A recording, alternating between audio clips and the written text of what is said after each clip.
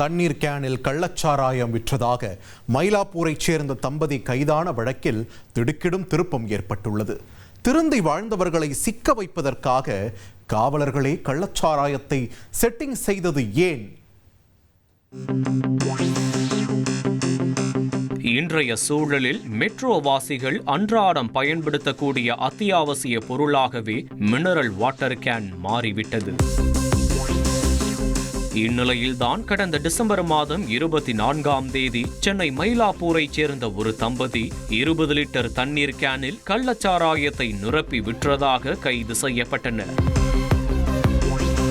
இந்த சம்பவம் சென்னை வாசிகளிடையே பெரும் அதிர்ச்சியை ஏற்படுத்தியிருந்தது. சென்னையில் கள்ளச்சாராய விற்பனையில் ஈடுபட்டதாக கூறி மயிலாப்பூரைச் சேர்ந்த வனிதா என்கின்ற பெண்ணும் அவரது கணவர் அப்துல்லாவும் கைது செய்யப்பட்டனர்.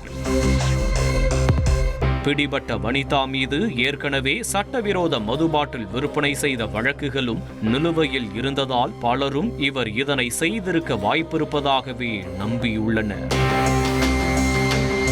அதோடு வனிதா மீது காவல்துறையினர் பதிவு செய்த வழக்கில் அவருடைய கணவர் அப்துல்லா கள்ளச்சாராயத்தை ஆந்திராவிலிருந்து கடத்தி வந்து அதனை மனைவியோடு சேர்ந்து விற்பனை செய்ததாகவும் குறிப்பிட்டுள்ளார். ஆந்திராவிலிருந்து தமிழகத்திற்குள் கள்ளச்சாராயம் வந்தது எப்படி? இது சென்னையின் பல இடங்களுக்கும் ஊடுருவி இருக்குமோ என்கின்ற சந்தேகம் காவல்துறை உயரதிகாரிகளுக்கு எழுந்திருக்கிறது. அதன் காரணமாக மயிலாப்பூருக்குள் கள்ளச்சாராயம் வந்தது எப்படி என்பதை ட்ரேஸ் செய்து உடனடியாக அறிக்கை சமர்ப்பிக்குமாறு உயர் அதிகாரிகள் உத்தரவிட்டுள்ளனர்.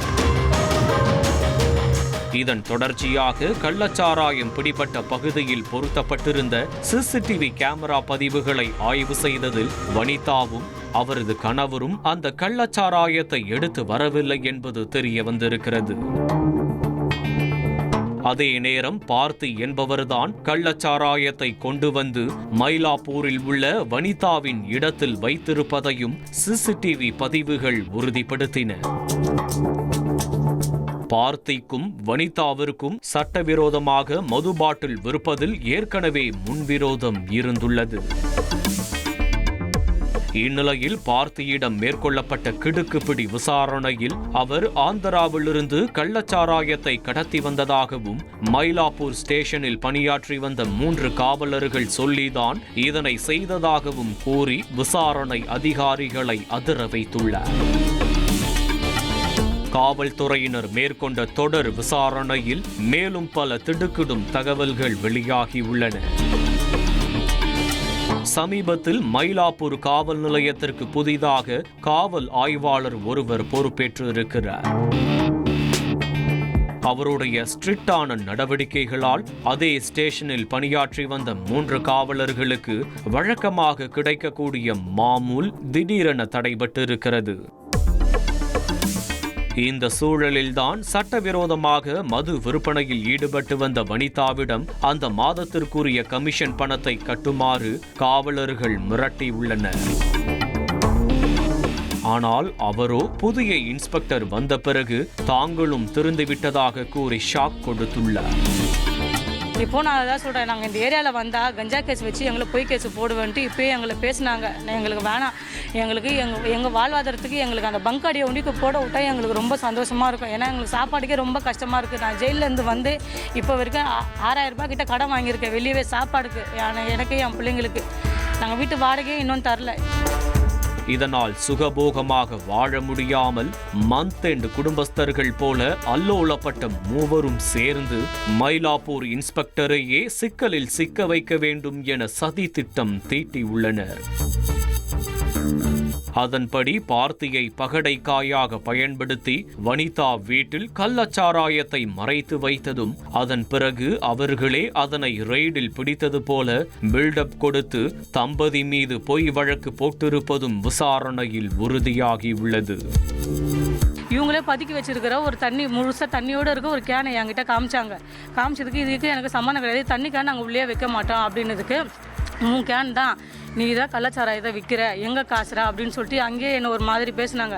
நான் என்ன பண்ணேன், எனக்கு எனக்கு இதுக்கு சம்மந்தம் கிடையாது சொல்லிட்டு தர்கா விட்டு நான் ஓடி வரதுக்கு முன்னாடி என்னை நிற்க வச்சு வீடியோ எடுக்க சொல்கிறாங்க. நீ அந்த தண்ணி கிணறு தூக்கி இடுப்பில் வெயி, நான் உன்னை ஃபோட்டோ எடுக்கணும் அப்படின்ட்டு ரொம்ப கஷ்டப்படுத்துனாங்க.